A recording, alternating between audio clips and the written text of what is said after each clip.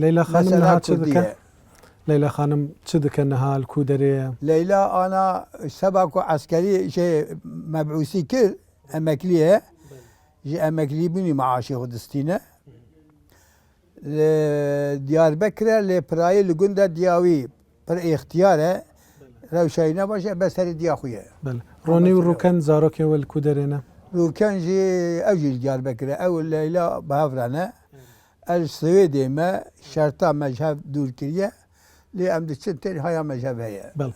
Mamosta Mehdî te di jiyana xwe de gelek kêm zarokên xwe dîtine.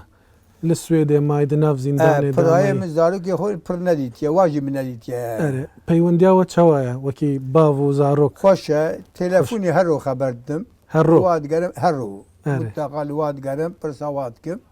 Bele. Dengê watê bîna min dertê. Ew başa çikînîne. Ne her tiz destê merva de nîne. Gere meriv doza milleta de ew ka xwe pozê xwe bilind neke. Qîmeta gelê meriv zanibe hürmet bike ji gelê xwe re bi meriv çi dikede meriv wî dike. Meriv her tiştî nizane divekê masiyê me hebin nezaniyê me hebin em însankê her tiştî zana nînin. Ere. Lê mesela Kurdiyê bi me çi dikede. A wala ew e.